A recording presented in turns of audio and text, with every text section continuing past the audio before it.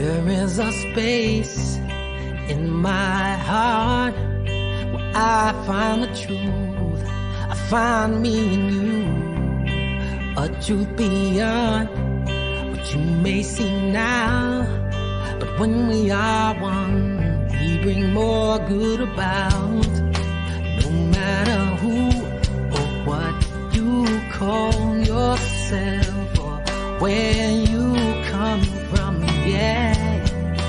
There is a place in this world with open arms right now.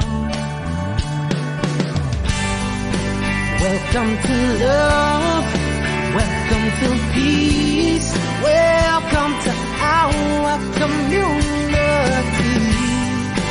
Be who you are, let your light shine. We're so much more when we unite. You are welcome here. You are welcome here. I see with new eyes, allow and unfold, embrace and let go, trust the flow. There's a freedom in love when you follow your heart. Together we are stronger than we could ever be apart. No matter who or what you call yourself or where you come from, yeah. There is a place in this world with open arms right now. Welcome to love, welcome to peace, welcome to our community. Be who you are, let your light shine. We're so much more when we unite. You are welcome here. You are welcome here. Breathe in and out, slowly feel all that's around you, all that you feel, all that you know. Let it go. Welcome to love, welcome to peace, welcome to our community. Be who you are, let your light shine. We're so much more when we unite. Yeah, when we unite. Oh, we unite. Yeah, yeah, when we unite. Yeah, yeah. You are welcome here. Love is welcome here. Peace is welcome here. You are welcome here.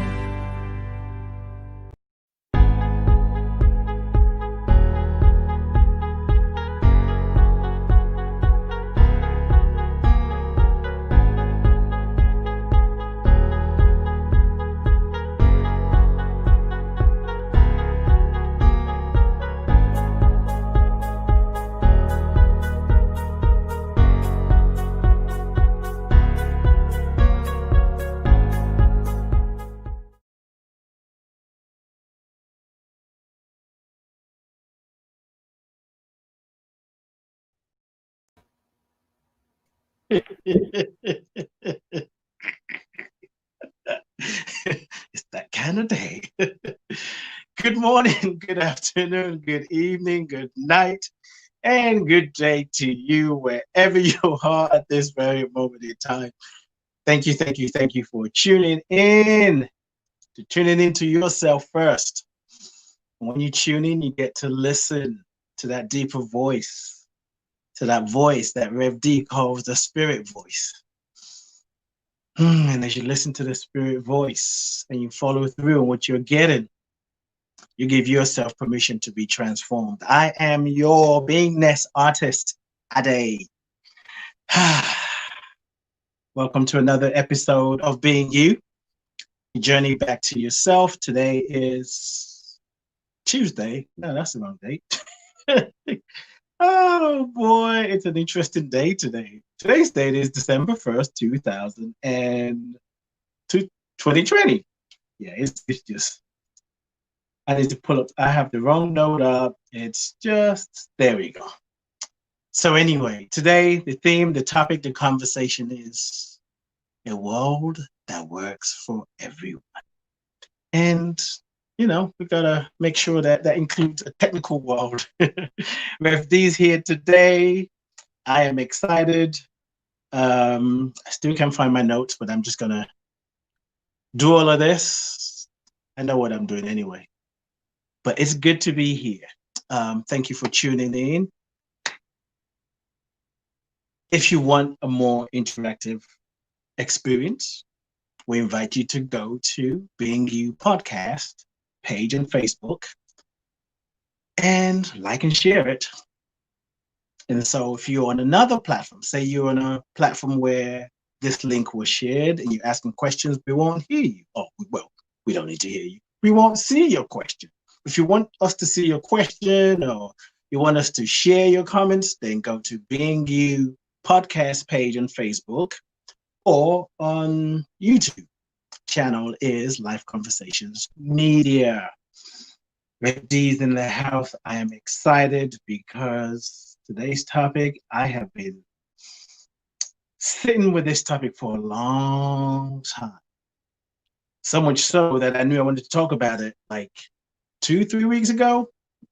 And the beautiful thing about having Rev D in my corner, all I need to do is say what the topic is. It's like, okay. So I love that. Those of you, I'm working on on my laptop. I'm working on just on my phone today. And so things are a little bit slower than normal, but I trust the process. So just bear with me. And I'm going to check in the chat room in a minute. I see Kwali is in their house. Good evening, good afternoon, good morning to you, Kwali. Thank you for being here. I saw Charlie earlier. Thank you. Those of you that are what I call the silent listeners, I don't see your name. Yeah, we invite you to share your name, where you're listening from, what's going on in your world. What are you creating? All right.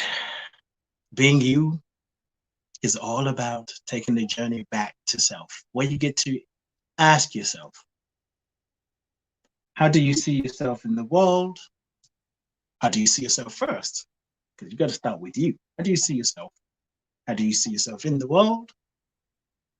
How do you see the world in you? And how do you see you as the world? A little bit of segment here. I'm just trying to get my mind to relax. You know, like when you have a 4-year-old that's hungry and you got guests and you're like, hold on.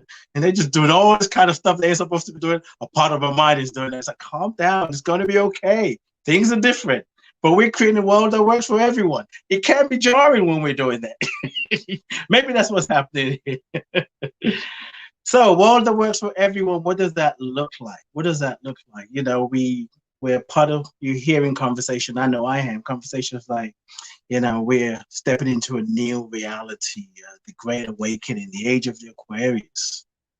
What does it really mean when we talk about creating, building a world that works for everyone?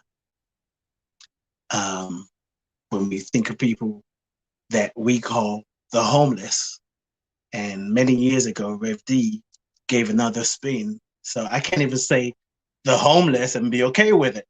Like, what about people without homes? Instead of saying the homeless, what does that look like? What about people who are dealing with some kind of disability? What about people that you can't stand? What about your ex? Are you willing to create a world that works for everyone? That is the question. I'm going to bring Rev D on so we can grow with the flow. And I'm just going to read her bio. Many of you know her, maybe one or two of you here. Like, Rev D, who is that? Well, I'll tell you a little bit about her, and you can check out her website website to find out more. What I'm going to read is just, words. It's not just words, but when you hear her, you will know that she comes from a deep place. She has a commitment to love, to humanity, to oneness. That's one of the things I love about her. Reverend Deborah L. Johnson is a lifelong social justice activist with a passion for healing social, political, and cultural divides. Founder of Inner Light Ministries, board member of the Pachimama Alliance, and founding member with Michael Bernard Beckwith of the Agape International Spiritual Center.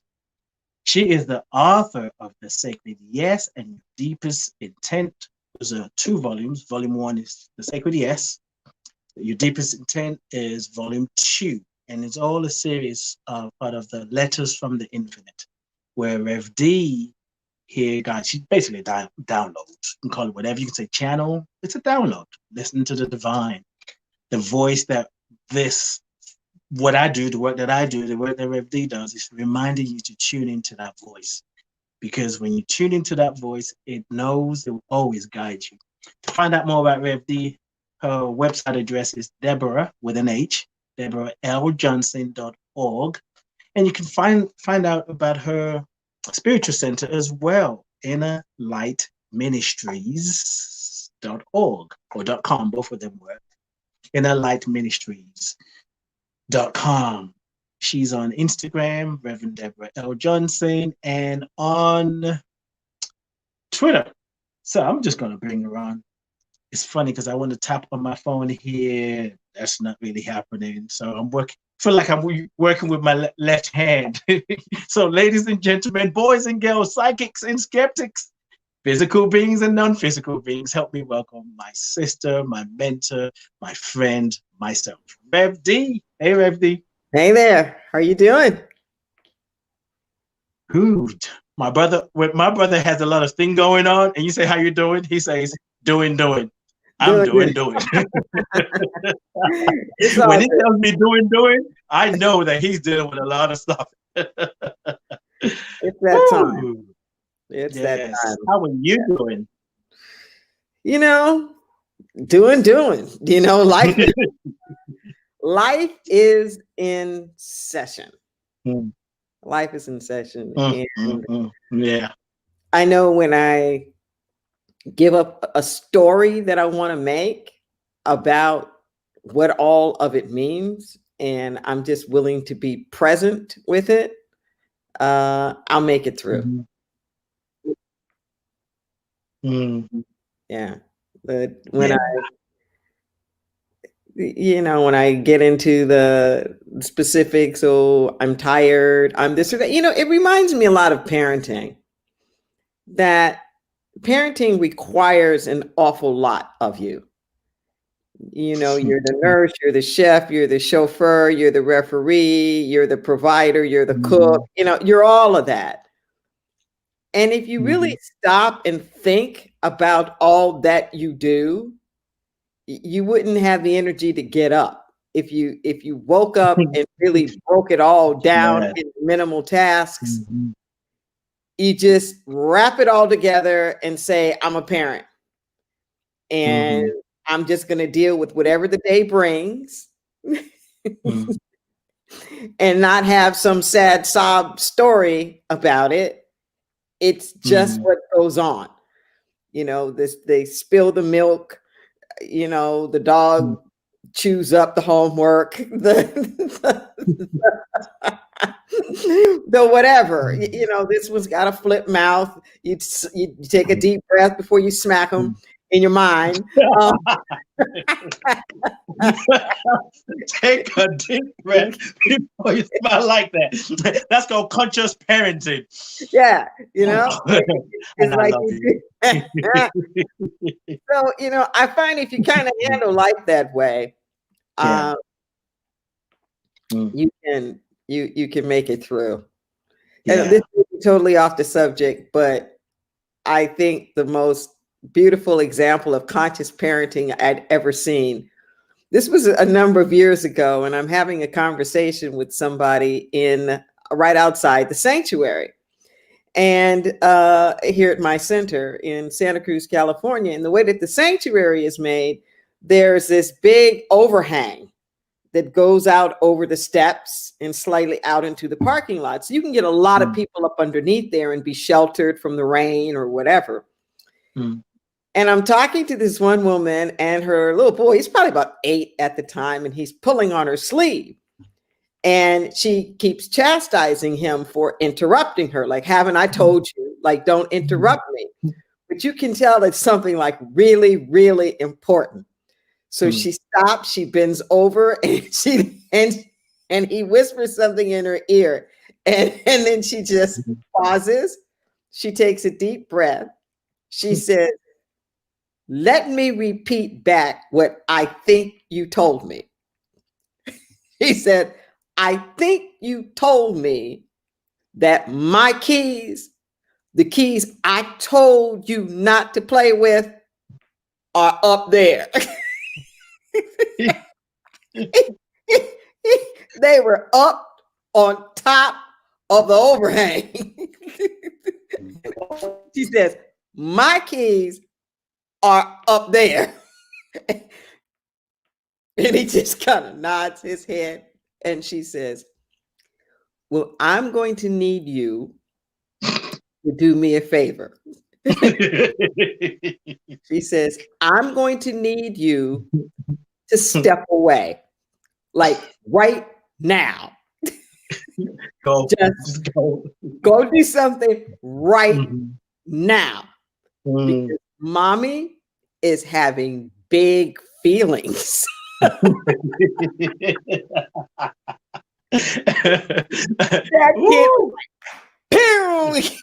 kid, yes. Wow. Talk about conscious parenting. And sometimes I've been feeling that way. 2020 has been a heck of a year, and it's that Reverend Deborah's having big feelings about a lot of things. I'm going to use that. I like that. I like that. But here we are. Yeah, here we are. It's funny because the show kind of starts the way it does, and you're talking about parenting. And I'm thinking of this topic, that a world that works for everyone, and all that I'm dealing with as it relates to technology. And I think a part of me is repressing the big feelings, like, can't allow myself to go there. But something about parenting, I always say parenting is the highest form of spiritual practice. Oh, yeah. Next to romantic relationship, because you're raising another human being. Yes. You said something on one of your talks. I don't know. It wasn't this past Sunday. Maybe 2 Sundays ago, 3 Sundays ago. And it's going to link to today's topic. It always does anyway. And you said, we just keep going. It was like, oh, there it is. That's why we had to say that. And you said something about somebody who's saying, I want to have a child. They want to have a child. Oh, yeah. Yeah. Yes. And what you broke down, I mean, depending on how people are listening, they can kind of like, what's she trying to say? No, but what you did was paint a picture of, we do have, I know I did. I had a vision of having 4 children, and then it was 2. And I don't have biological children, but I have godchildren and I have stepchildren. I don't like the word step, but to just make my point. But what you said was, what you're saying, I'm going to paraphrase you. You're saying that you want to rearrange your priorities because you're going to have to. You have to keep changing. And so using this analogy of parenting, yes, this whole thing about a world that works for everyone. Yes. It's like parenting ourselves and the rest of the world, and it's constantly changing, and we have to constantly adapt. Yes. Don't you think? Yes. Specifically what I was saying then is that when people tell me that they want to have a baby, I often wonder, what are they actually saying? Like, do you just want a baby? because that's what some people want. But that baby's not going to be a baby for very long. Do you want a toddler? Do you want a preteen? Do you want a teenager? I mean, is that what you want? Because when you're saying I want a baby, what's underneath all of that is parenting. And what you're just saying is, I have to ask them sometimes, so are you telling me that you are now ready to rearrange your entire life so that the well-being of this person that you bring into the world has a priority that's higher than your own cushy, comfy needs? Is that what is that what you're saying that you are now ready to commit to? So it's very, very analogous. So when we say we want a world that works for everyone, are you saying that you're really ready to work for a world where the highest and well-being of the whole is in fact more important to you than your own ego's sense of gratification? See, because most of us, when we're thinking a world that works for everyone, we're thinking, well, how can we have this world where I get to have everything in the world that I want, and you get to have everything in the world that you want, and that somehow or another, we're all just going to have everything in the world that we want. Yes. See, but a world that works for everyone is going to be a bit of a compromise. If you have a family and you have a 5-year-old, you have a 15-year-old, and you've got an 85-year-old parent that's also living with you, and the four of you are trying to find the perfect and most ideal vacation. Good luck. You know, what each of you have in mind as quote unquote fun may be a little bit different. However, if you are willing to take into consideration the needs and the wants of each individual person, you can, in fact, find something. That may mean, however, just like in a household, sometimes child A gets to pick the movie, and sometimes child B gets to pick the movie, and we all sit there through movie A and B, you know, like as a family. So we'll all get there. You know, if you go to one of the big amusement parks like Disney World or something like that, it's going to have something for every age group. And when you really want a world that works for everyone, you actually delight. You actually delight in participating in some of the things that may not be your thing, but that makes somebody else happy. Yeah. Maybe you're at 65 and running around on a soccer field just doesn't look like a good time for you. But watching the 15-year-old run around on the soccer field and supporting their running around on the soccer field and making sure that there's a soccer field for them to run around on, even if you may not ever use it personally yourself. may be part of that way of creating that world that works for everyone. The world that works for everyone means we have to be producers as well as consumers. Most of the time when we're thinking about that world that works for everybody, we're thinking about what we can get,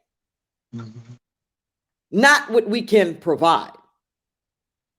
It reminds me of that children's game of musical chairs. And you know, the game is rigged. The game is rigged so that there's at least one less chair than there are the number of people. You know, the music starts and everybody's going around the chair. And then when the music stops, everybody's scrambling and pushing against each other to put their butt in a chair. And whoever's left standing is out. And you just keep doing that till there's only one person left standing. And too often we treat life like a game of musical chairs. And we're so worried and concerned that we don't want to be the one, or our family to be the one that's left standing when the music stops. But the answer to this dilemma is not learning how to bump better or get to the chair faster. Build more chairs.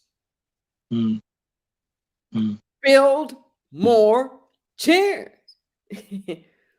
You add more chairs and the game stops. So we have to ask ourselves continuously, do we want to get better at the game that's rigged and inequitable? Or do we fundamentally want to shift the inequity?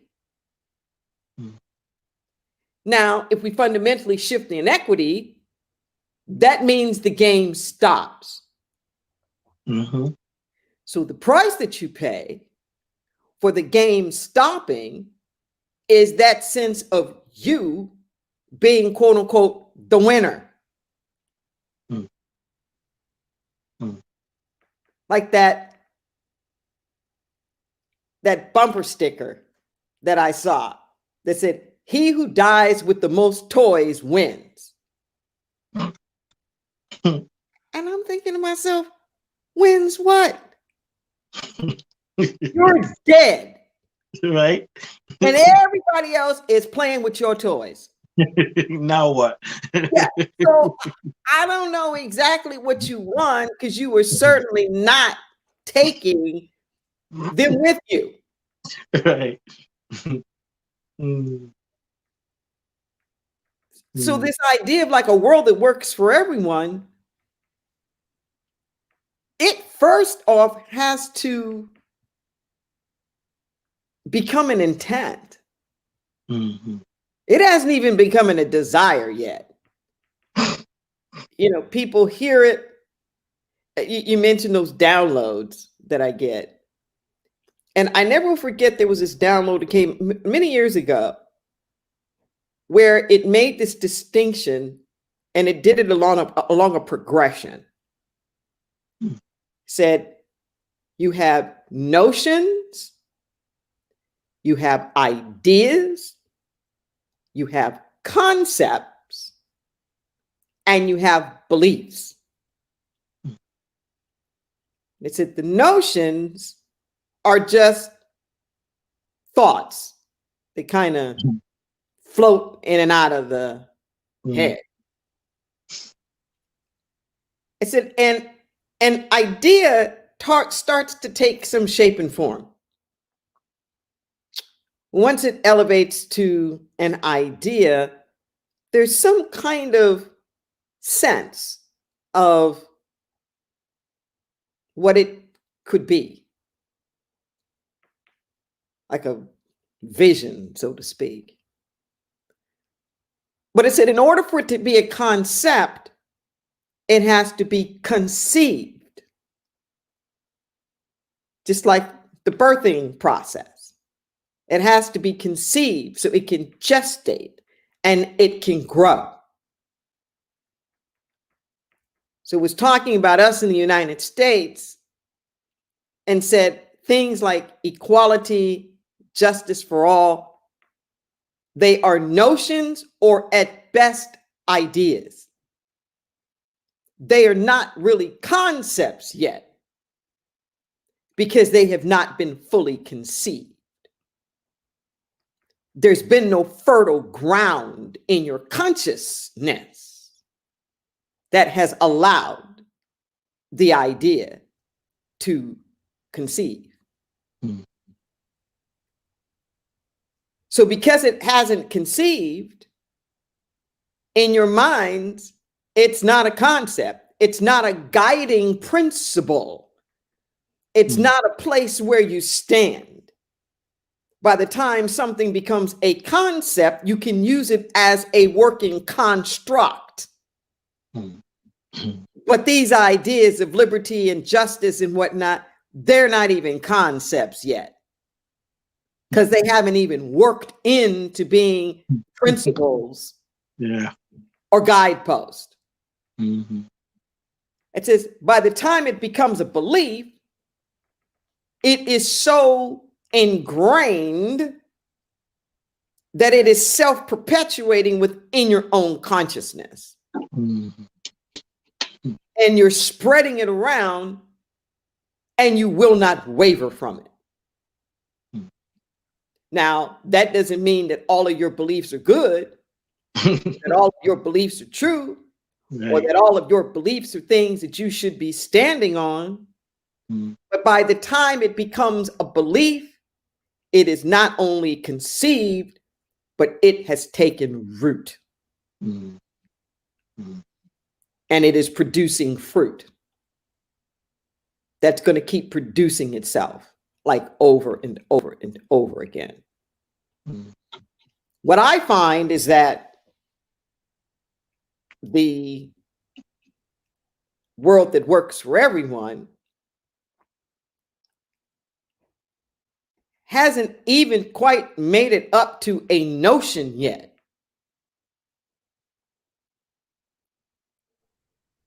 People struggle with it. Yeah. People struggle with it as an idea. Because it'll usually come with a disclaimer, a doubt. Like, well, gee, maybe that'd be nice.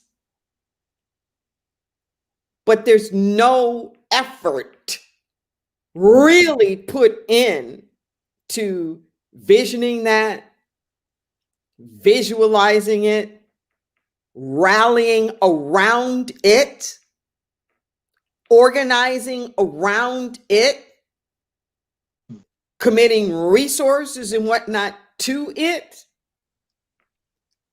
At best, we've gotten into the idea of, quote unquote, like leveling the playing field,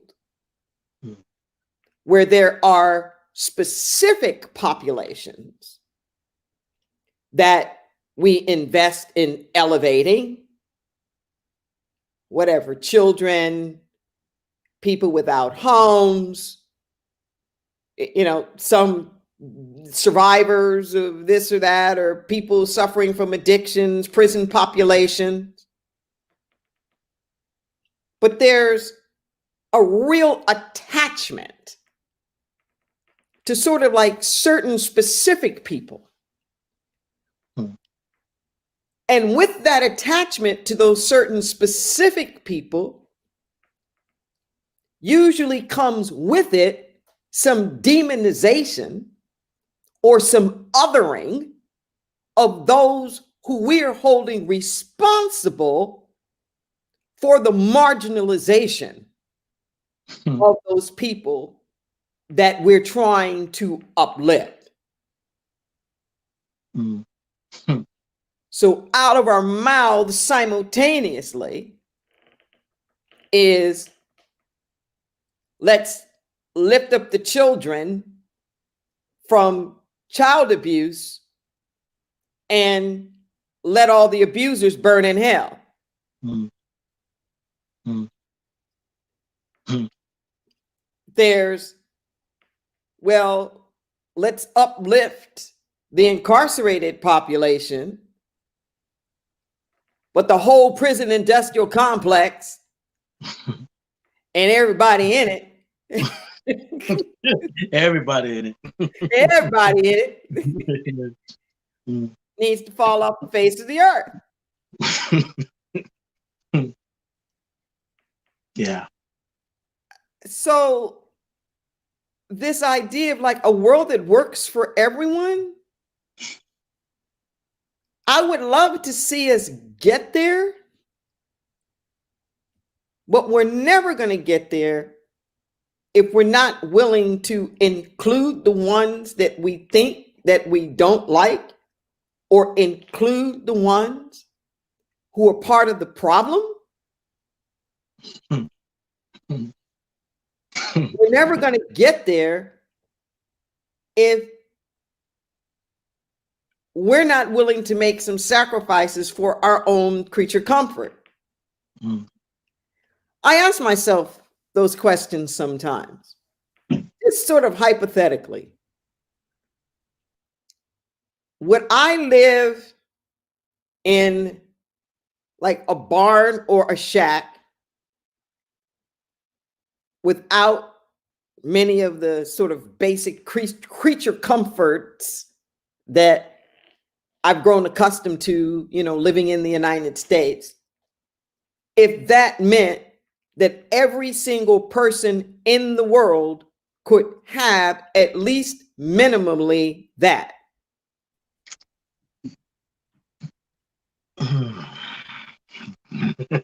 It's like, would I trade in having a car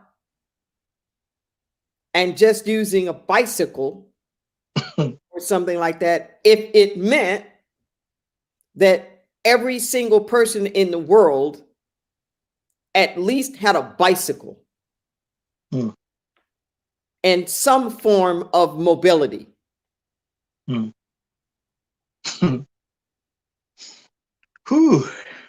know, and I ask myself those questions from time to time to keep myself honest, to you know, dig a little deeper. Yeah, I'm with you. The first time I heard, let's create a world that works for everyone, I was like, ooh, I like that. Yeah, I'm for that. A world that works for everyone. But over the years, especially this last year, and I keep asking myself, what does that really mean to me? And the more I think about it, I'm like, I don't know. I'm gonna use something that you said as an example, which came up for me today when I was thinking about it. So America's gone through a lot of transformation, which is a reflection of a global transformation. And George Bush has written some letters that has just made you, not that you need confirmation that there is God, but just touched you at such a deeper level, really. Let me say it that way. And every time you said it's like, yeah, that's great, but that mother father said we're going to war. And even when I think about it now, there's still a part of me that's just like, to be quite honest, that I noticed that there's a part of me that I want them to pay for what they did. I'm reading a book now called See No Strangers by Valerie Kaur, a memoir manifesto of revolutionary love. And as I read and some of the things that American government has done, maybe I haven't made it to the notion yet, because there are just some things. I mean, it's not just American government, because there are things that are going on in Nigeria right now that's just ridiculous. So all that to say is, there are some people that I have to say that I want them to really feel the consequences of their action. I don't want them to get away. How can you go to war that we're still living today and suddenly you get free to be, well, we love you? It ain't spiritual, but that's my reality. And I'm willing to say now, it's not easy for me to say, well, no, let me not say that way. If and when I do say my work and what I'm doing is to create a world that works for everyone, I know I'm setting myself up for like some excavate. I'm not going to ask you any questions because I can feel you that you're being polite to just let me land. You're ready. So go ahead. No, all of us need to wrestle with the questions. But I remember my first job out of college, when I was waiting out I put my acceptance off into graduate business school for 3 years. They let me do that. Was I got trained on the sales force of Procter & Gamble. And they said, remember, when you're pointing a finger at people, you've got 3 fingers pointing back at you. Mm-hmm. Every time you're pointing one finger, there's 3 pointing back at you.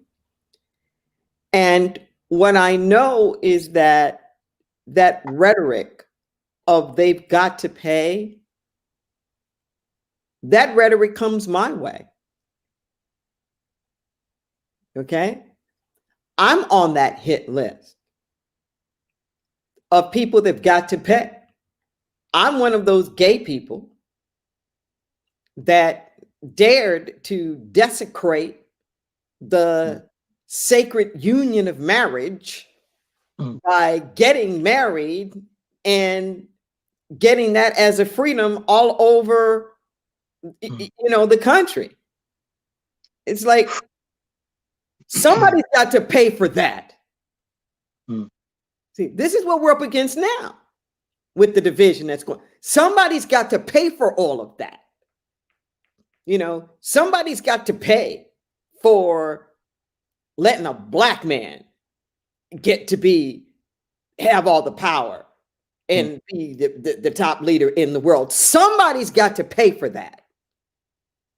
Somebody's got to pay for letting women be heads of the church and being out in, the workforce, and that destroying the family unit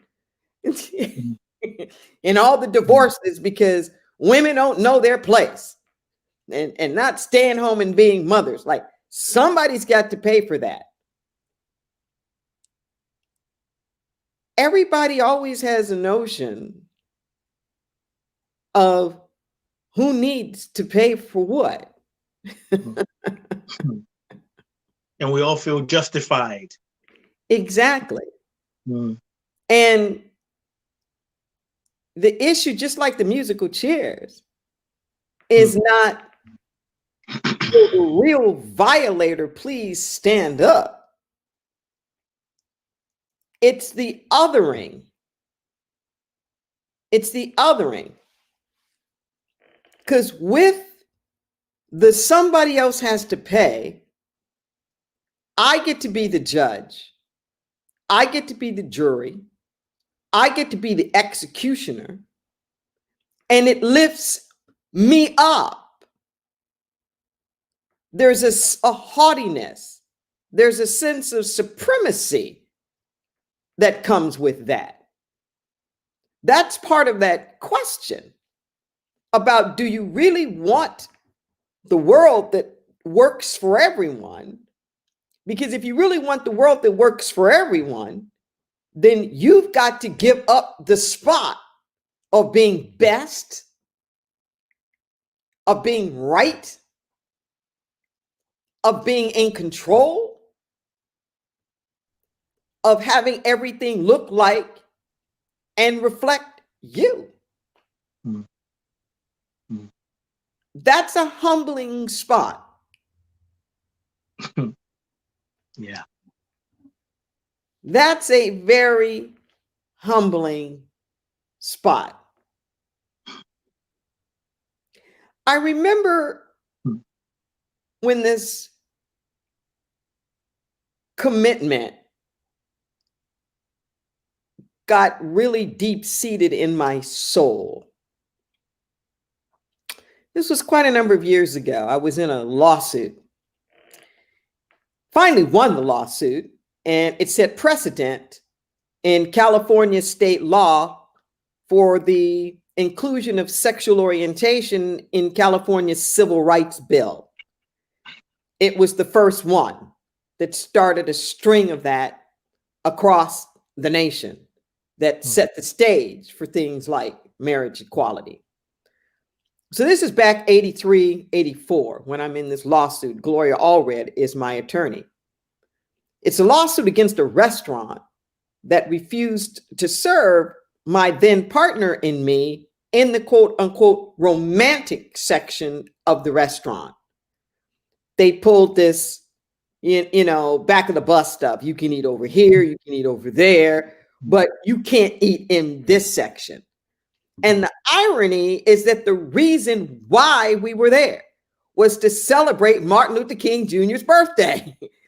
It was the year before was a holiday. This was a Thursday night. His birthday, this was the 13th of January, 1983. His birthday's the 15th, and we were taking Friday off as this like solidarity thing that trying to start that whole movement. This was when the movement to make King's holiday a birthday, to make his birthday a holiday was in motion.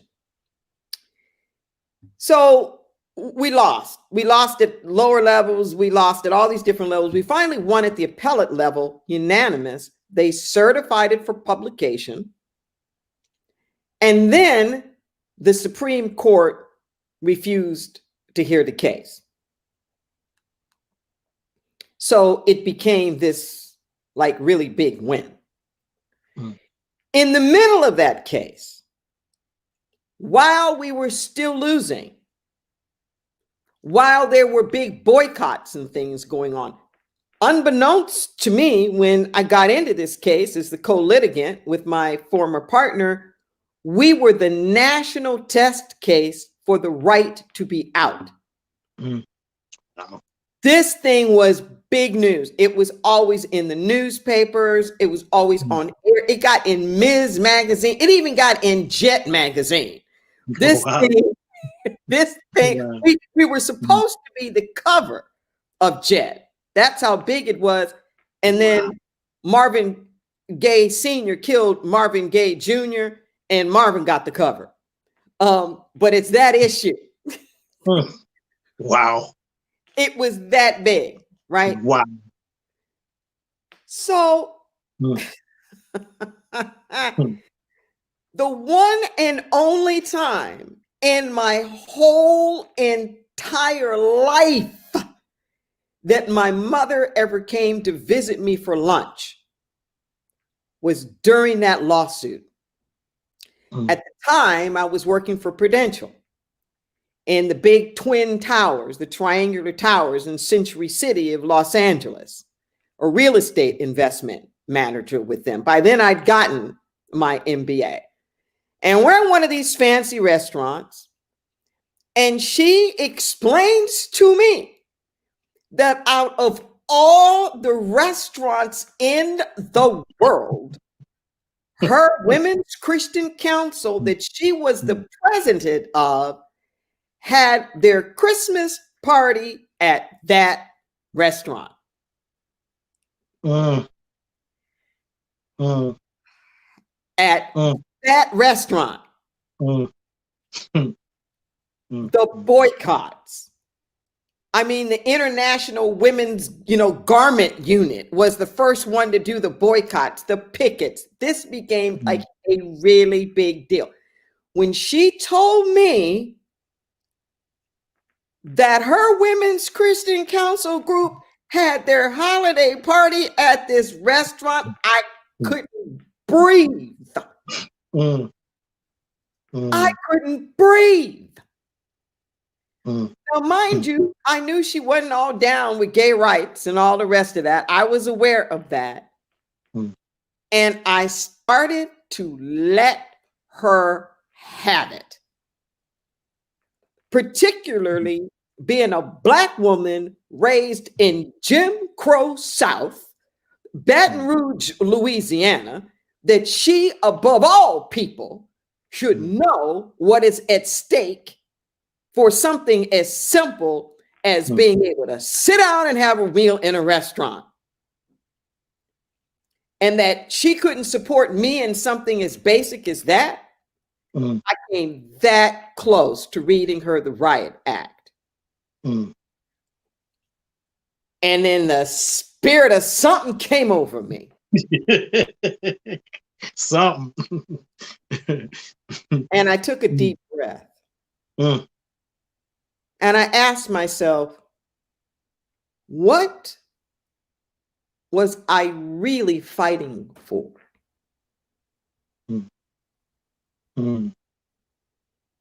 What was I really fighting for? What I was really fighting for was the right for anyone to patronize any public establishment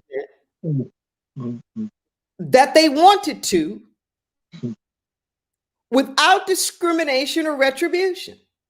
And I was faced in that moment with the sheer awareness that she had as much right to patronize that facility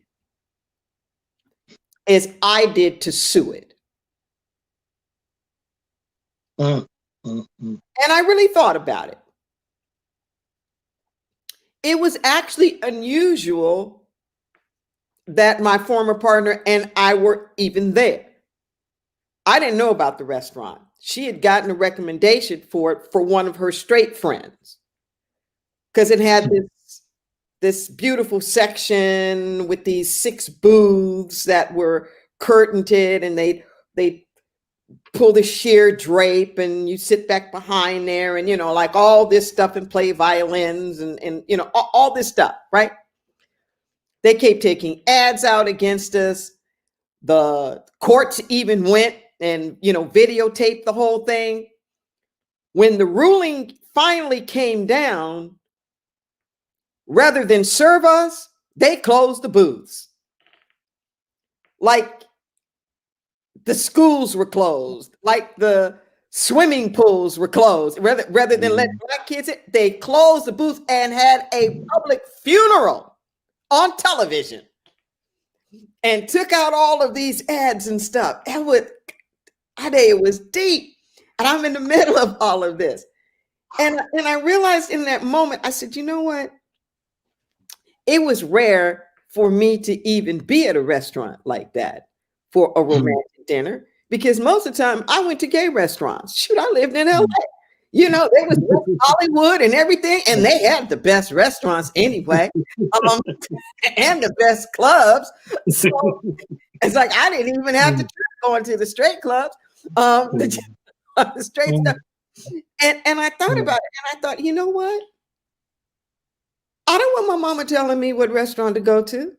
I don't want my mama telling me where to go or not go. I really don't. And I realized in that moment that if I was going to have any integrity whatsoever, I needed to let her be. I needed to let her be. When I was in all of the marriage equality debates, I remember I used to tell some of the people I was debating with, I said, you know what?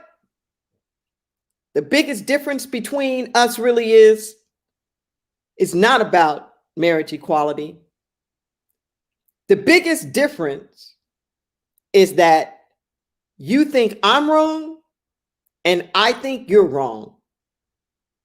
But I will forever fight for your right to say I'm wrong. and you just want to silence me. Mm-hmm. That's the biggest difference between us. Mm-hmm. So this notion of this world that works for everyone means we're going to have to dig a little deeper and have a little bit more integrity about what it is that we're doing. Mm-hmm.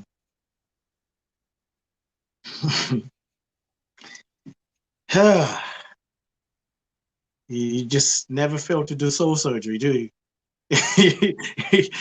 You started off like, is it scalpels? Like, you're on the other end of they have to pay. I was like, wait, how? Who's putting you on the other end? That got my heart all softened up. It's like, wait a minute. Can I take this further? Yeah, sure. So I got a message, one of those spirit messages within this last year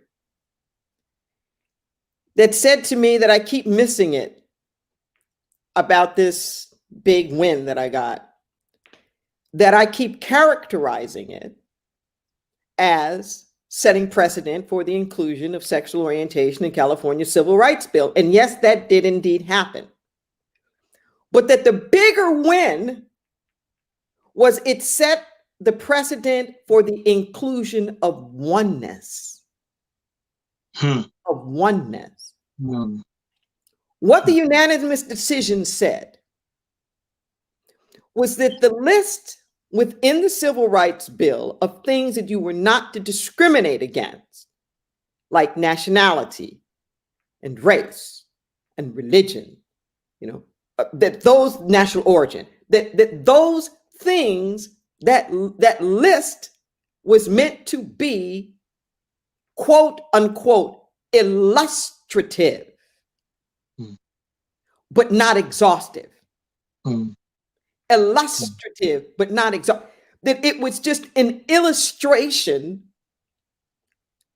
but not the entire list.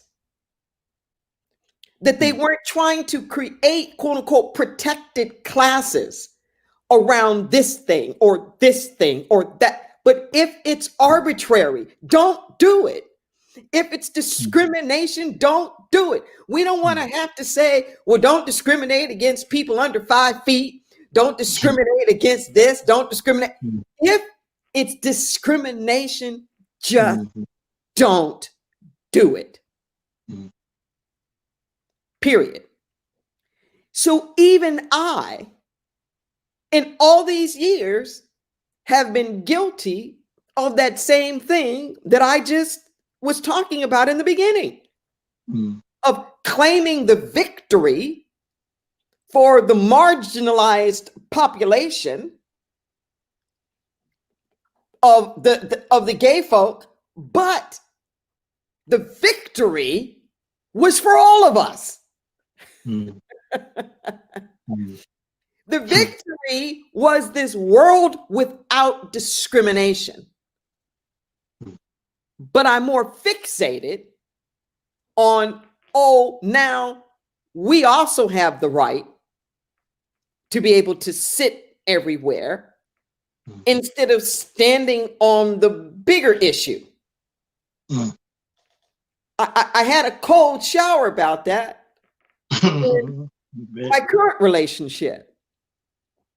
So for the past couple of years, I've been in a romantic relationship with a woman who was my best friend. We met in the 7th grade. We were best friends all through junior high and high school, and I was even in her wedding. All right. Yeah. And for various reasons, we were not in contact with each other for 38 years. 38 years. That's a whole adult. And just reconnected 2.5 years ago. Now, mind you, she was the first person I ever fell in love with. And she knew it. But she was straight. She was straight. So She wasn't feeling me like that, but we were still best friends. She went through all the drama with me of the coming out, the whole bit. Everything in my bones told me we were supposed to be together. I had even shared that with my parents, being confused and not knowing what was going on with me. In the What age were you when you shared it with your parents? I had just turned 11. Oh, goodness. Yeah. I when I got into 7th grade, I just turned 11. I graduated from high school at 16. Yeah. So I was like that young. That young. But here's the thing. We meet up again, and like, lo and behold, literally 50-something years later, she falls in love with me. But here's the kisser. She's as straight now as she was 50 years ago. She's just in love with me. I need to have that meme to say, what you talking about, Willis? Say more. She's just as straight. She is not gay. Like up in here. Wow. She's not. She loves me. Wow. And gets it and has this sense, like in other times and spaces, we were probably a couple. But she loves me. And I'm bringing this up to say is that it makes me realize what was I really fighting for? All of those years, I thought I was fighting for gay people. But you know what I was really fighting for? Is equally as well, her name is Linda, was for all the Lindas of the world. I didn't join a civil rights movement. I joined a liberation movement about love. And people having the right to love whomever it is that they want to love, without drama, without explanation, without boxes, restraints, constraints, just the freedom to be and the freedom to love. I'm telling you now, this thing about a world that works for everyone is going to have to stretch us out of the nice, neat little confines that we put everything in. I remember when we first got together, we just sit there at each other and look at each other at the table and laugh. And I say to her, I'm not a man. And you're not gay. And here we are. And here we are. So sweet. The trust that was there from this deep friendship that we had. It just was like, boom, somebody just picked as the most extraordinary thing in the world. It just like, boom. Who knew? This took Keep Hope Alive to a whole nother level. To a whole nother level. But what I'm saying is that, did I think back then that I was fighting for straight people to love whomever they wanted? You know, did I think I was fighting for is that what I thought? But if I'm really true to a world that works for everyone, then that means I'm not the only one that's going to benefit. And it may not look all the way that I think that it's supposed to look. And maybe all those straight people don't pay for all the hell they put gay people through. Whew. Maybe there's some reconciliation here where we do this stuff together. Because ultimately, that's what happens. Yes. Anytime there's real change, you could say, well, how are we going to make all the white people pay for all that slavery? Well, you know what? We wouldn't have gotten out of slavery if we weren't for white people. True. The Underground Railroad, the abolitionists, that's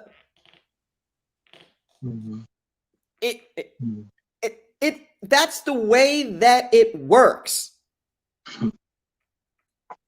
Redemption is possible. You look at George Wallace. He's got to be the biggest example. George Wallace was the governor of Alabama. He was the one that was over Bloody Sunday. Segregation today, henceforth and forevermore. Yes. Was his platform.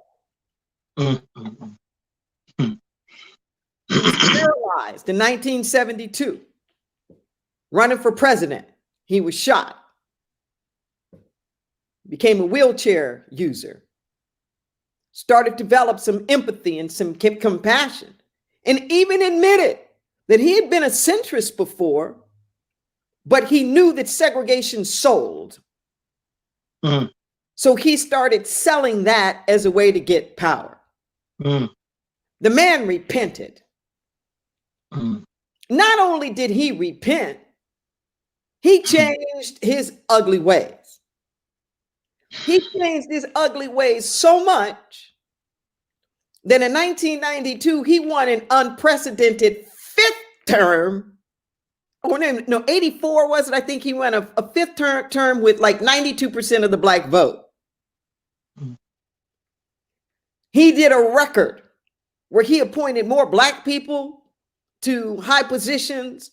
His record still hadn't been beaten in that state, or maybe any state, because it was like just this huge percentage. In the Bloody Sunday memorials, he would come out and he would apologize. I mean, just look it up. George Wallace, the whole history of it. Nobody is beyond redemption. Nobody. We just passed this, the one thing that Trump wants to brag about that he had nothing to do with, this big overhaul of the prison system, of the judicial system in prison reform. You know who started that? Van Jones and Newt Gingrich. Opposite side of the aisle. Look it up on YouTube. The most extraordinary thing in the world, hearing Newt Gingrich talk about racism, hearing him talk about the fear that black mothers have, worrying about their sons walking out the door. I was amazed. Just like the letter that you referred to earlier that George W. Bush wrote about the murder of George Floyd. Brilliant. One page. Everybody needs to look that up and read it. It was an open letter in June of 2020 that George W. Bush did. Martin Luther King Jr.'s dream was that the sons and the daughters of slaves and slave owners could walk hand in hand. And until that's your dream, you need to quit talking about a world that works for everyone. No, that's right. It's just barely a notion. But until you are ready for the sons and the daughters of the Nazis and the Holocaust survivors, for the sons and the daughters of the progressives and the alt-right, for the sons and the daughters of Proud Boys and Black Lives Matters? Mm. Ooh, okay, breathe, everybody. I need Walk to hand in hand. Ooh. Mm. Mm. Mm. That's the world that's going to work for everybody. And for those to come, yes, that we're concerned about. So you can take it bite size. Like, yes, please. Like if you're not willing for that, okay. Mm-hmm. Are you willing to be willing? Mm-hmm. Mm-hmm. And if you're not that, or are you willing to be willing to be willing? Mm-hmm. Like forgiveness. Maybe you ain't ready to forgive. Mm-hmm. But are you ready to be willing to forgive? Or are you willing to be willing to forgive? Mm-hmm. Because when you don't, not only does the world not work for everybody, but you disempower yourself. Mm. When your energy is caught up in rage. Mm. Freedom and anger cannot occupy the same spot. Freedom and anger cannot occupy the same spot. I did a great TEDx Berkeley talk on that in 2016. I invite people to check that out. I learned that from guys on the inside, particularly from a guy that I met right before he got out that did 26 years and was innocent. Mm. Freedom and anger cannot occupy the same space. So you get to choose. You want to be free. The sun makes its light to shine on the just and the unjust. Mm-hmm. What would the sun have to do to make sure some of its rays didn't get on the unjust? Mm. It'd have to pull itself back. Mm-mm. No. Don't pull your light back to protest. Mm. Mm.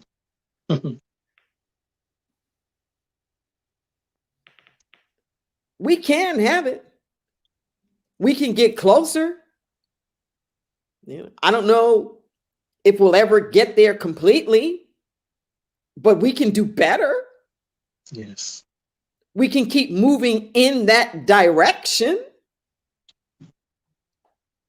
if we want to. Yes. But it's not going to happen by us pointing the fingers at other people. When are they going to change and what are they going to do? But it's it's right here. And this is not a hypothetical. Mm-hmm. Beyond like the world working for everybody, mm-hmm. We're in a crisis in the United States. Mm-hmm. Right. We got to figure out a world that works for red and blue. That ain't even talking about like everybody or the whole world. We're just 5% of the whole world's population. And this little 5%, we got to figure out a world that can work for red and blue. Because we're coming unglued. It's the same concepts. It's the exact same principles that I'm talking about. It's the same stuff. No matter what it is, parenting or a world that works for everyone, relationship, it's the same thing. We're called to cultivate matured love, yes. To redefine to ourselves what love is. Yeah. And you know, when I think of your story about the case, you know, there's obviously a conviction, and which was, as you said, you at that time you're thinking of for gay people, but it was rooted in love. It was rooted in love. And I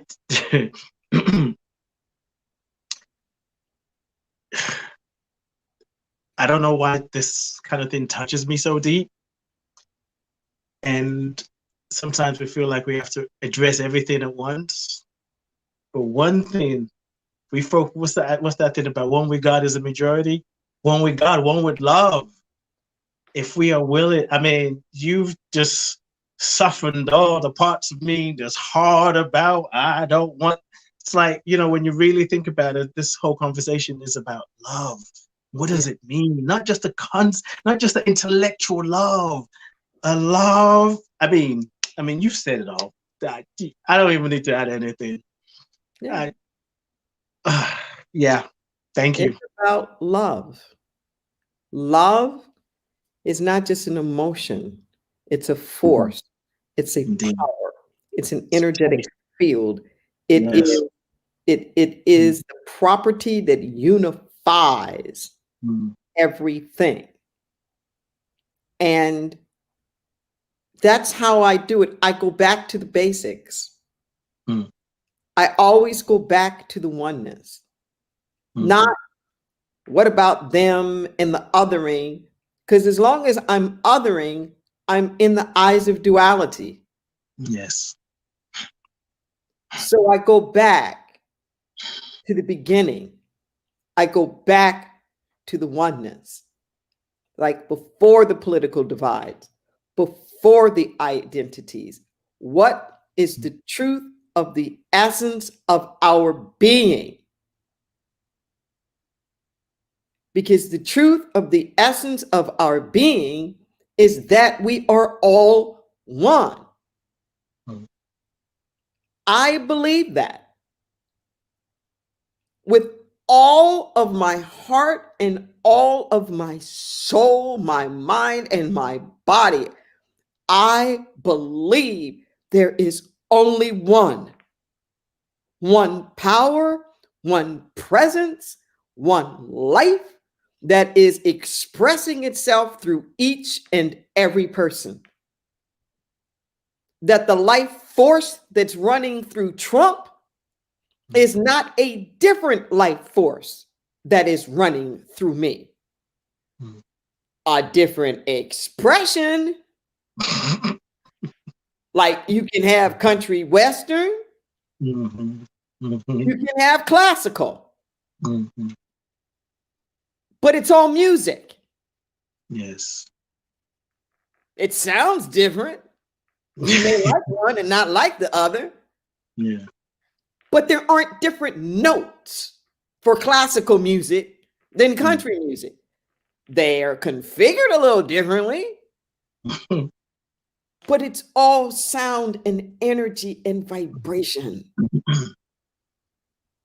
And classical music is not inherently good or inherently better than country and western. And my preferring one or the other doesn't make it so.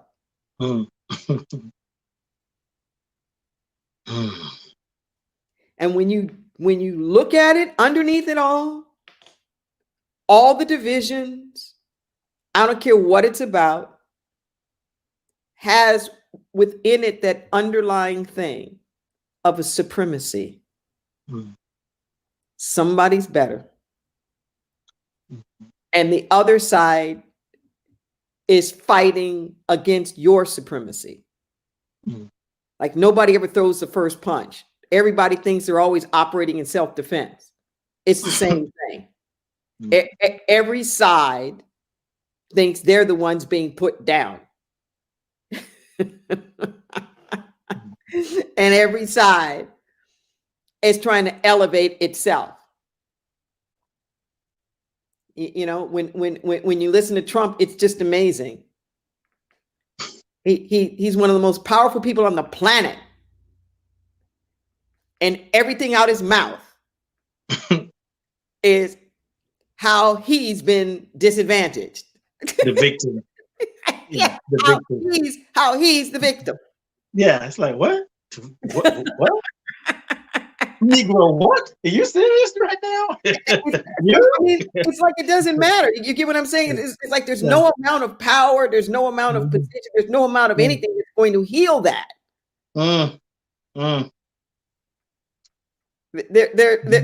no adding on that's going to heal that in you if you've got that in you. Yes. Gotta do the work.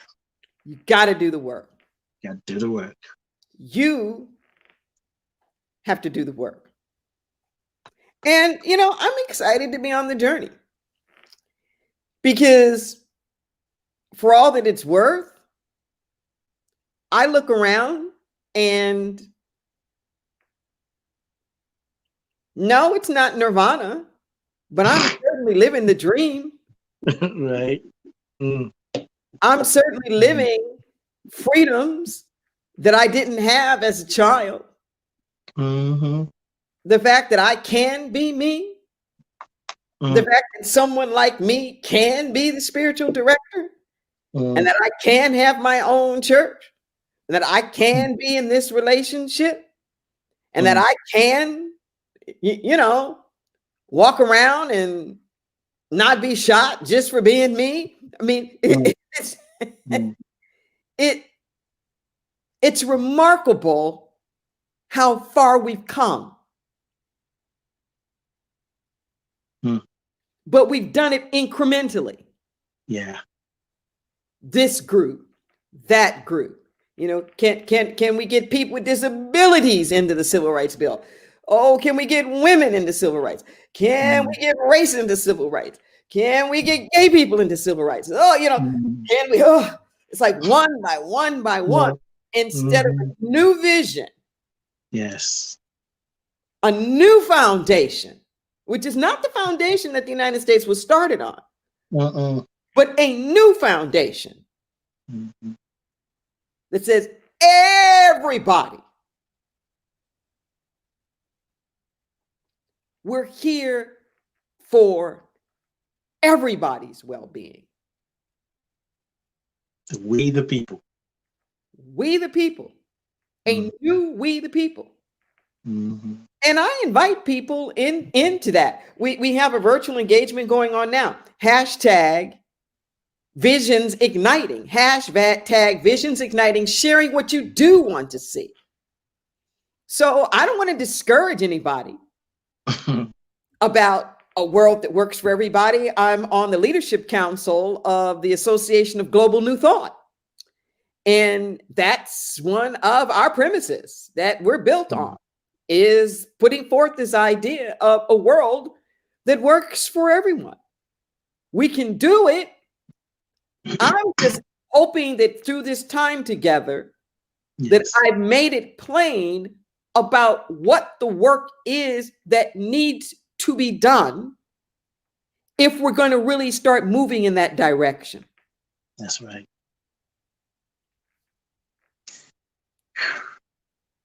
Going beyond I want a baby to really having a bigger vision. And for those who say, I never wanted a baby, so that doesn't apply. Well, if you think of buying a new car, yeah, you're excited about a new car, but there are things that come to maintain the car. I'll pull this out for you.